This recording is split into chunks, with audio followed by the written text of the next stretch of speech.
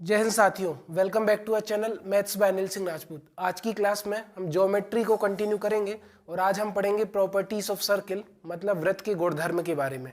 और इन्हीं गुणधर्मों पर एग्जाम में क्वेश्चन आते हैं। अगर आपको ये प्रॉपर्टीज पता है तो एग्जाम में आए हुए क्वेश्चन को आप जल्दी डील कर लेंगे। चलिए फ्रेंड्स, आज की क्लास शुरू करते हैं। और इसके पहले मैंने सर्किल का एक बेसिक वीडियो बनाया है, अगर आप उसको देखेंगे तो ये वीडियो आपको ज्यादा समझ में आएगा। तो पहले सर्किल का वृत्त का पार्ट 1 देखिए, फिर पार्ट 2 पर आइए। तो चलिए गाइस शुरू करते हैं। सबसे पहले फर्स्ट प्रॉपर्टी हमारी क्या है, आप ध्यान से देखो। ये हमारा वृत्त हो गया, वृत्त का केंद्र ले लिया मैंने O, है ना। मैंने एक जीवा खींची BC, इसको आप इंग्लिश में कॉर्ड कह दो या इसको जीवा कह दो। ये सारा कुछ मैं पिछले वीडियो में बता चुका हूं। इस वृत्त की परिधि पर मैंने एक पॉइंट ले लिया जिसको मैंने नाम दिया C, जिसको मैंने नाम दिया A, है ना। A को मैंने B से मिलाया और A को मैंने C से मिलाया, और B को मैंने O से मिलाया और O को मैंने C से मिलाया। तो केंद्र पर बना कोण शेष परिधि पर बने कोण का दोगुना होता है। मतलब आप ध्यान से देखो, इस जीवा BC के द्वारा केंद्र पर कोण क्या बन रहा है, कोण BOC। क्या बन रहा है, BOC, या फिर आप इसको पढ़ सकते हो COB। केंद्र पर बना कोण शेष परिधि पर बने कोण के दोगुना होता है। क्या है, BAC। इस कोण का ये हो जाएगा डबल, ट्वाइस ऑफ BAC।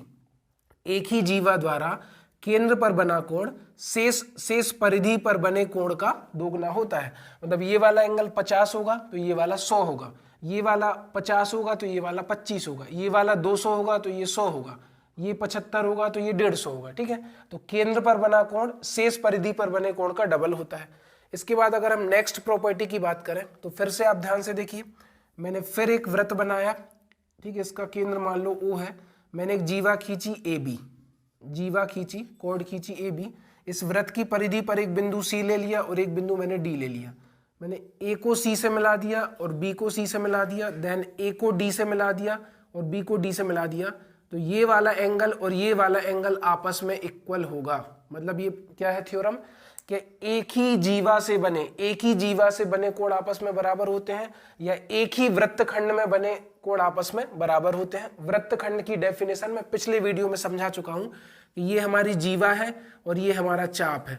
जीवा और चाप से घिरा हुआ भाग वृत्तखंड कहलाता है। तो एक ही वृत्तखंड में बने कोण आपस में बराबर होते हैं। जीवा AB से कोण क्या बन रहा है, ACB, और जीवा AB से कोण बन रहा है ADB। It means angle ACB which is equal to angle ADB। देखिए ACB बराबर है ADB। नेक्स्ट अगर अपन बात करें, थर्ड पॉइंट अगर हम ले तो ध्यान से देखिएगा। जैसे मैंने एक सर्किल लिया और सर्किल में मैंने दो जीवाएं खींची। एक जीवा है हमारी AB, ठीक है, और दूसरी जीवा है हमारी CD। AB और CD दोनों जीवाएं आगे चलकर एक बिंदु P पर प्रतिच्छेद करती हैं। दोनों जीवाएं बिंदु P पर प्रतिच्छेद करती हैं, मतलब AB और CD दोनों बिंदु P पर प्रतिच्छेद करती हैं। तो कहने का मतलब क्या है, थ्योरम हो जाएगी PA इंटू PB बराबर PC इंटू PD। यहां पर मैं लिख दे रहा हूं PA इंटू PB, ध्यान से समझिएगा, PA इंटू PB बराबर PC इंटू PD। यहां पर मैंने आपको क्या बताया, मैंने आपको बताया कि AB और CD वृत्त की दो जीवाएं हैं, दो कॉर्ड हैं। AB और CD दोनों बाहरी बिंदु P पर प्रतिच्छेद करती हैं।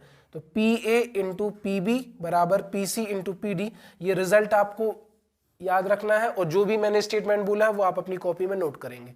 देन अगर इसके बाद हम बात करें फोर्थ प्रॉपर्टी, तो ध्यान से देखिए, फिर से मैंने एक सर्कल ड्रॉ किया, इसका केंद्र ले लिया O। एक जीवा मैंने खींची AB, है ना, और दूसरी जीवा मैंने खींची CD, और मैं कह रहा हूं कि दोनों अंतः बिंदु P पर प्रतिच्छेद करती हैं। अब हमारी जो कॉर्ड है AB और CD P पर प्रतिच्छेद करती हैं, तो यहां से रिजल्ट बनेगा PA इंटू PB बराबर PC इंटू PD। बहुत ही बेसिक पॉइंट है, बहुत ही आसान है, अगर आप समझेंगे तो सब कुछ समझ में आएगा। AB और CD अंतः बिंदु P पर प्रतिच्छेद करती हैं, तो PA इंटू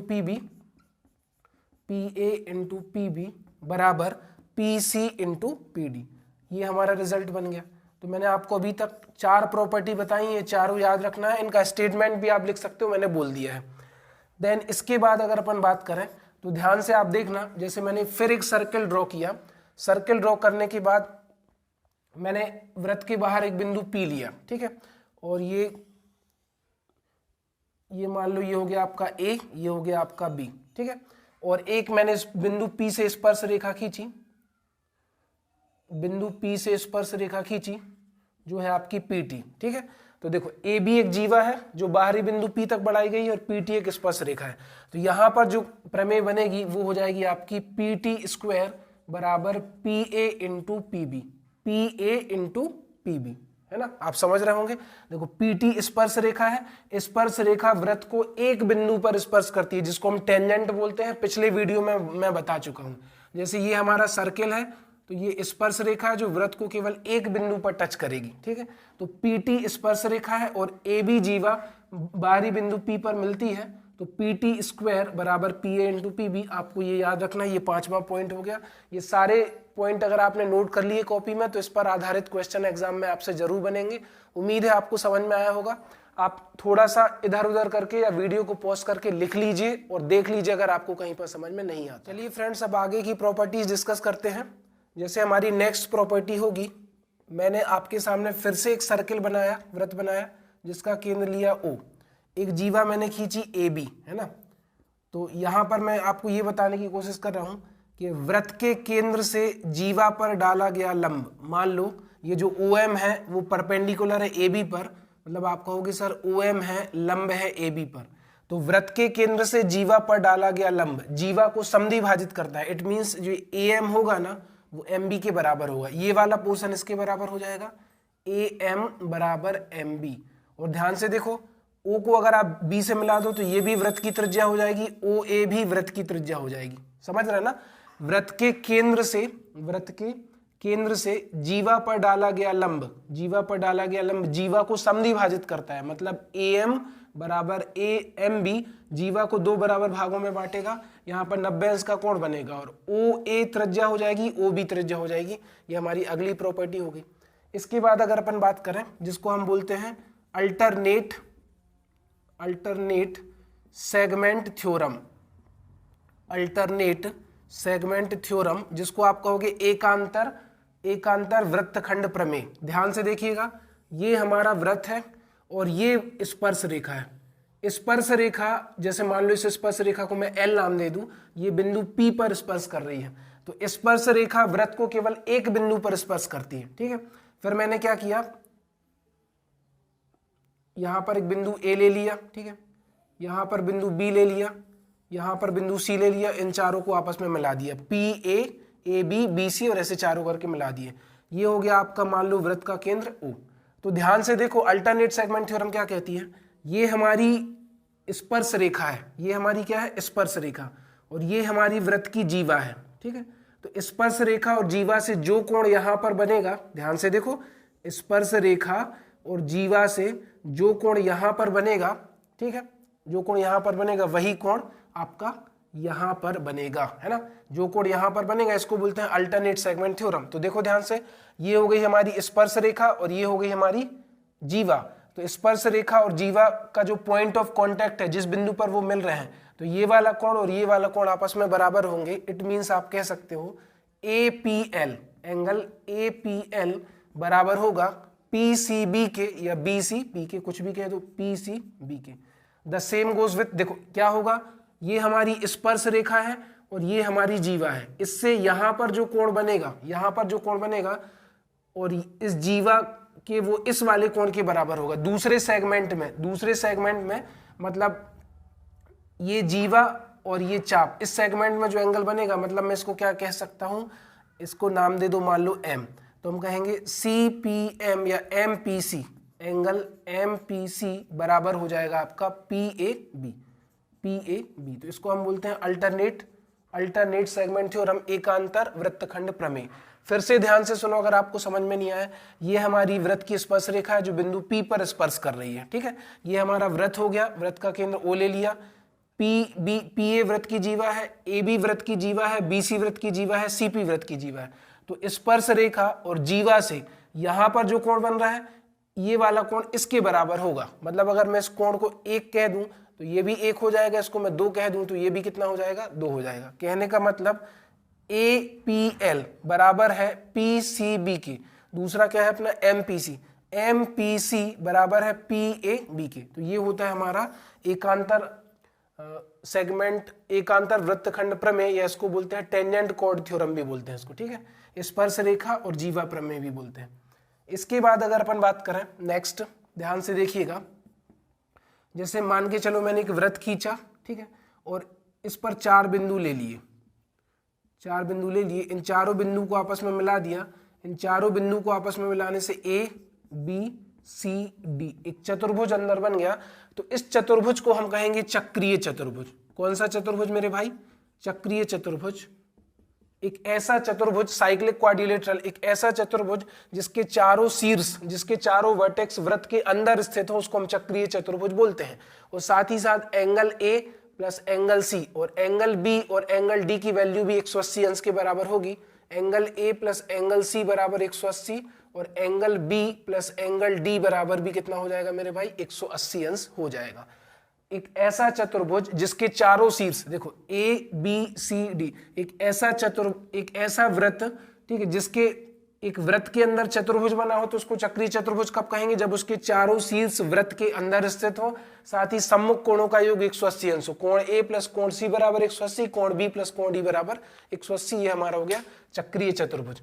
इसके बाद नेक्स्ट मैं प्रॉपर्टी आपसे बात करूं, जैसे मान लो मैंने एक वृत्त बनाया, ठीक है, उसके बाहर एक बिंदु ले लिया हमने P, तो P से एक स्पर्श रेखा खींची जिसको हम कहते हैं PA, और P से एक स्पर्श रेखा खींची जिसको हम कहते हैं PB, जिसको हम कहते हैं क्या?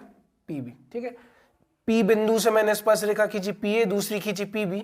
अब हमेशा याद रखना, ये हो गया आपका वृत्त का केंद्र। मुझे एक प्रॉपर्टी और आप लोगों के साथ डिस्कस करनी है। जैसे मान लो कि ये आपका वृत्त है, ये आपका क्या है? वृत्त, और ये है आपकी स्पर्श रेखा, ये है आपकी स्पर्श रेखा, ये है वृत्त का केंद्र। तो वृत्त की जो त्रिज्या है वो स्पर्श रेखा पर हमेशा लंब होती है। याद रखना, वृत्त के केंद्र से खींची गई रेखा स्पर्श रेखा पर हमेशा लंब होती है। तो होगा क्या कि अगर आप इस OA को मिला दो तो ये भी 90 डिग्री का एंगल बनेगा, इसको मिला दो तो ये भी 90 डिग्री का एंगल बनेगा। अब ये वाला कोण और ये वाला कोण आपस में बचा, तो देखो चतुर्भुज टाइप आकृति बन गई OAPB। तो अब मैं आपको क्या बताने की कोशिश कर रहा हूं, ये वाला एंगल और ये वाला एंगल, इसको मैं कहूंगा APB। देखो APB प्लस AOB, ये दोनों भी आपस में कितने के बराबर होंगे? 180 अंश के बराबर होंगे, क्योंकि ये दोनों 90-90 होगा, तो ये दोनों भी कितने बचे? 180। चतुर्भुज के चारों कोणों का योग 180 अंश होता है। तो उम्मीद है मैंने आपको जितना भी बताने की कोशिश करी आपको समझ में आया होगा। कहीं पर भी अगर प्रॉब्लम है तो आप दोबारा सुन लीजिए, आपको समझ में आ जाएगा। चलिए फ्रेंड्स, अब नेक्स्ट प्रॉपर्टी डिस्कस करते हैं। आपके सामने मान लो एक चतुर्भुज बना हुआ है और इस चतुर्भुज की चारों भुजाएं एक वृत्त को स्पर्श करती हैं इस तरीके से, ठीक है। इसको मैंने कहा ABCD। तो याद रखना कि अगर चतुर्भुज की चारों भुजाएं एक वृत्त को स्पर्श करती हैं, ठीक है, तो क्या होगा कि सम्मुख भुजाएं, आमने सामने की भुजाएं AB प्लस DC, सम्मुख भुजाओं का योग AB प्लस DC आपस में बराबर होगा AD प्लस BC के, ठीक है, AD प्लस BC के। ऐसा कब होगा? जब चतुर्भुज के अंदर एक वृत्त बना हो और वृत्त चारों भुजाओं को स्पर्श करे, तो AB प्लस DC बराबर AD प्लस BC। उम्मीद है आपको ये वीडियो पसंद आया होगा। अगर वीडियो पसंद आया है तो दूसरे लोगों तक शेयर करिए, और मैं अपने डिस्क्रिप्शन में टेलीग्राम चैनल की लिंक शेयर कर दूंगा, तो आप मेरे टेलीग्राम चैनल से जुड़ सकते हैं। और इसके पहले मैंने ज्योमेट्री में जो पढ़ाया है, त्रिभुज के बारे में बिल्कुल बेसिक ज्योमेट्री पढ़ाई है, बेसिक नंबर सिस्टम पढ़ाया है, उनकी प्लेलिस्ट भी मैं शेयर कर दूंगा। आज की वीडियो में इतना ही। जय हिंद, जय भारत।